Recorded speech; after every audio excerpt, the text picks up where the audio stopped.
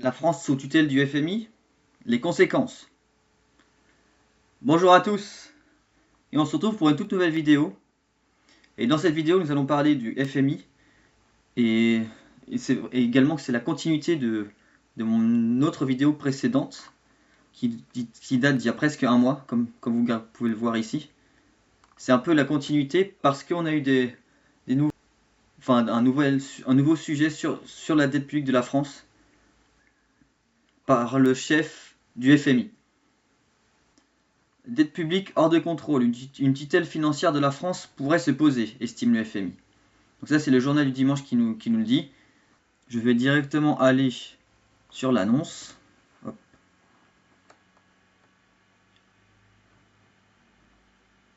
Dette publique hors de contrôle, une tutelle financière de la France pourrait se poser, estime le FMI. Alors, quand on a vu dans la précédente vidéo où je parlais du FMI et de potentiellement la mise sous tutelle, là c'était il y a à peine un mois. Parce que c'était le FMI qui avait sorti des chiffres de la France. Ça, vous pouvez voir, allez sur ma page YouTube. Vous pourrez jeter un coup d'œil si vous le souhaitez. Le chef économiste du Fonds monétaire international, FMI, n'écarte pas une intervention si le gouvernement ne manifeste aucune volonté d'infléchir la trajectoire de la dette. La ministre des Comptes publics avait déjà mis en garde contre ce risque récemment. Ouais, vous voyez bien, hein, c'est le chef économiste. Parce qu'il y a les FMI, donc il y a tout le monde enfin, je suppose qu'ils sont plusieurs à regarder la situation de la France, qui ont fait le compte rendu là, le mois dernier. Mais là, c'est même le chef. C'est quand même très inquiétant. C'est le chef du FMI qui en parle. C'était le 18 juin. Le FMI voit rouge. L'institution internationale chargée de garantir la stabilité financière des pays membres estime que la question d'une tutelle de la France pourrait se poser. Elle n'aura toutefois lieu ni demain ni après-demain, a précisé le chef économiste du FMI, Pierre-Olivier Gourinchas, ce mardi 18 juin sur BFM Business. On n'y est pas si loin. On est très très proche que la France soit sous tutelle par le FMI. Parce que là, il nous parle, certes, c'est pas demain ni après-demain, mais ce sera peut-être pas forcément après-demain. Vous voyez ce que je veux dire? Ça, pour moi, c'est dans quelques mois. Hein. Si rien ne change, actuellement en France, si rien ne change, mois de novembre, décembre, comme j'avais mis sur une vidéo où la France pourrait être en faillite au mois de novembre, avec les agences de notation qui pourraient dégrader la France entre septembre et novembre, mais pour moi, c'est un lien. Hein. Tout a un lien. Hein. Ce que j'avais dit dans une vidéo précédente également, que vous pourrez également la regarder si vous le souhaitez. Enfin, c'est très préoccupant. Pour moi, ça sera un mal pour un bien, mais par contre, sur le court terme, on va souffrir. Hein. Je pense, là, on va souffrir. Parce que vous verrez plus tard, je vais prendre quelques conséquences qu'a fait la Grèce et sur le PIB en seulement quelques années. Parce qu'on peut voir les similitudes qui pourraient se passer après. Voilà, c'est ce qui a été fait en Grèce. C'est pas forcément ce qui va se passer en France. On est bien d'accord sur ça. Et puis, avant de continuer, je voulais vous remercier à tous ceux qui commentent et like mes vidéos, que ce soit positif ou négatif. Surtout là dernièrement, ma dernière vidéo avec Mélenchon, il y a eu pas mal de commentaires assez négatifs, même presque du harcèlement. Hein. C'est pour ça qu'il y en a que j'ai signalé, il y en a que j'ai même pas autorisé. Parce que quand on te traite d'abruti, bon, ça va 5 minutes. Hein. C'est vraiment pas du tout intelligent de ces gens-là. Hein. Je trouve ça pathétique. Ça, c'est de la mauvaise foi et un manque d'éducation. Pour moi, c'est également un manque d'éducation. Mais en tout cas, je voulais quand même les remercier. Parce que comme ça, ça fait que ma vidéo est de plus en plus visible par le monde. Et donc, merci beaucoup. Et évidemment, n'hésitez pas à liker, à partager, à commenter et à vous abonner à la vidéo, j'allais dire. Et non, c'est pas ça. À YouTube, sur ma chaîne, enfin sur ma chaîne YouTube. Et puis, je vous remercie d'avance. Alors, continuons. La question pourrait se poser. Si rien n'était fait, s'il n'y avait aucune volonté d'infléchir la trajectoire de la dette, a-t-il affirmé Pierre-Olivier Gourinchas, je ne sais pas trop comment on le dit, estime néanmoins que le gouvernement est très déterminé dans les pistes d'économie de 40 milliards d'euros l'année prochaine. Il se dit également tout à fait confiant dans le fait que le gouvernement, les différents partenaires et les différents partis politiques sauront faire ce qu'il faut. Ouais, je suis pas sûr. Il est très optimiste, hein, il est très optimiste, hein, le chef du FMI. Vous me direz en commentaire ce que vous pensez de ça, là. Le gouvernement, les différents partenaires et les différents partis politiques sauront faire ce qu'il faut. Je doute.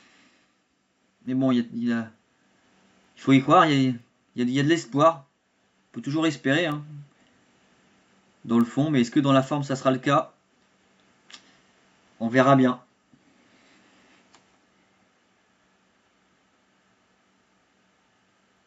Puis je vais finir par lire ces deux petits passages et puis on passera aux conséquences. Cette déclaration du patron du FMI survient peu de temps après que la ministre des Comptes publics Amélie de Montchalin a mis en garde dans les colonnes du JDD sur le risque d'une tutelle de la France. Si nous ne faisons pas les bons choix maintenant, ce seront nos créanciers ou le FMI qui nous les imposeront, a-t-elle prévenu le 7 juin.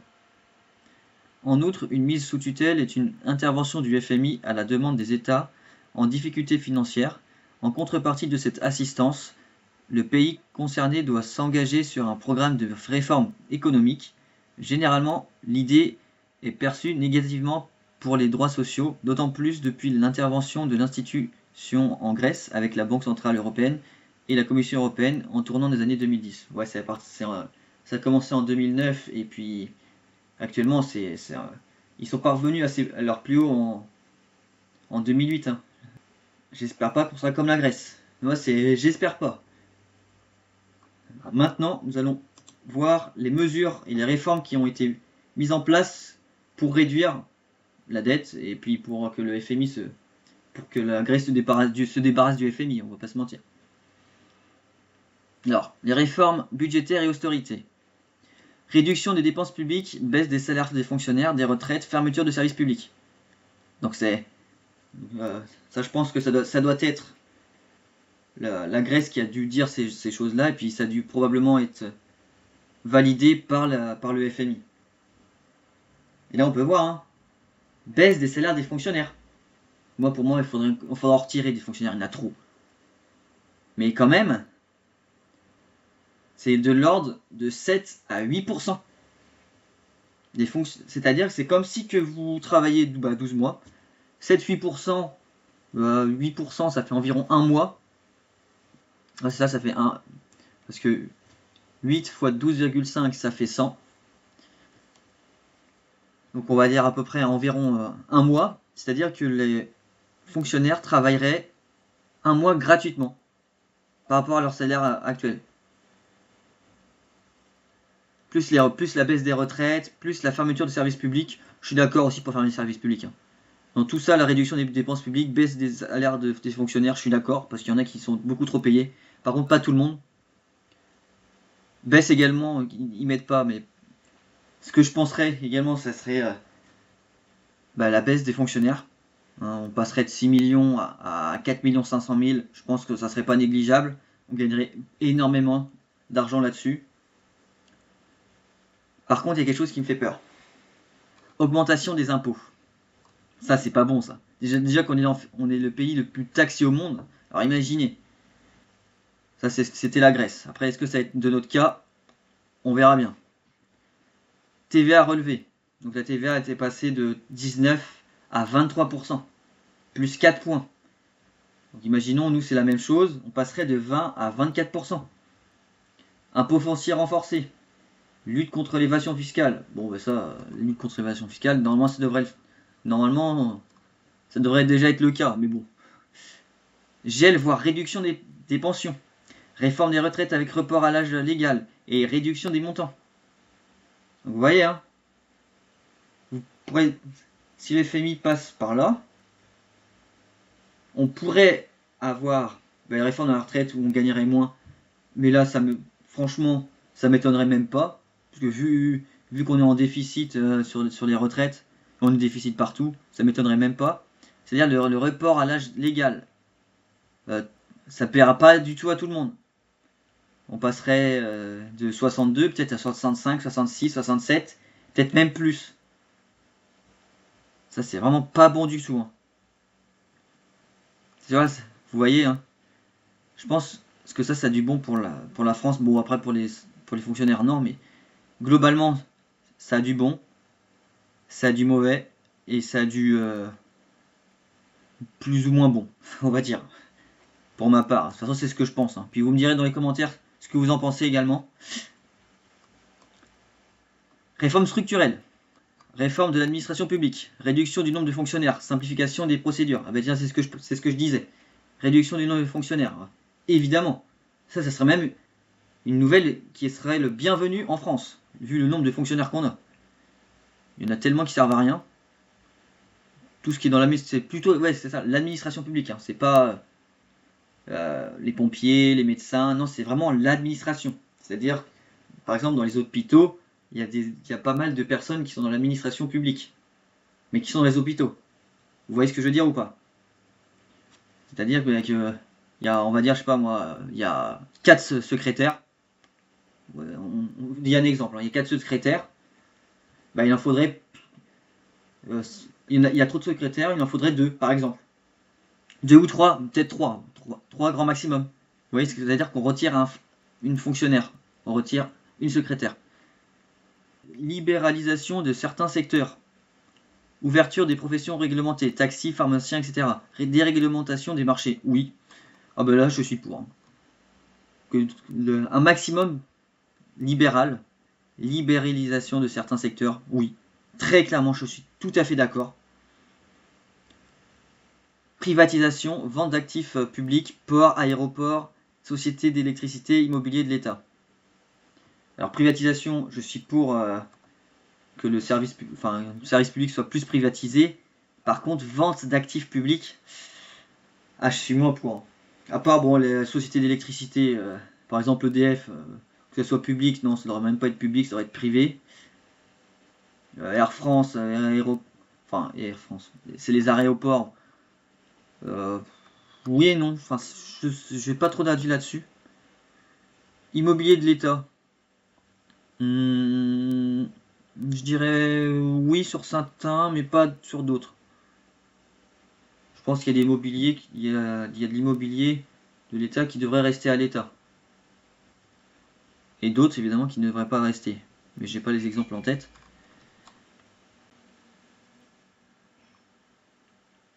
Puis on va rester jusqu'à la 4e. Alors, 3. Accord de financement et restructuration de la dette. Il y a eu 3 plans d'aide successifs entre 2010, 2012 et 2015 qui ont permis à la Grèce de recevoir plus de 260 milliards d'euros de prêts. Donc ça, c'est ce qui sont passés en Grèce, mais ça pourrait également se passer en France. Là, c'était 260 milliards d'euros de prêts. Je pense, nous, il faudrait presque ajouter un zéro, hein, vu la dette qu'on a, parce que faut pas oublier que la dette de la Grèce était quand même nettement inférieure à la dette de la France actuellement. Ça, il faut pas l'oublier. Hein. Surtout qu'en plus, là, 3 plans d'aide successifs, c'est-à-dire que je suppose que les taux sont très très élevés. Donc ça sera pas du tout bienvenu pour nous. Hein. Mais bon, si c'est le dernier recours, ben c'est le dernier recours. Puis il faudra accepter, malheureusement. Il y aura des bons et des pas bons. Sur le court terme, pour moi, ça sera difficile, mais ça sera sur le long terme où ça sera mieux. Je pense que on vivra mieux si les mesures sont plus ou moins, certaines mesures, pas toutes, hein, sont gardées, et puis même ceux qui sont retirés, comme par exemple la hausse de la TVA, qui est un impôt injuste, hein, un impôt dissimulé.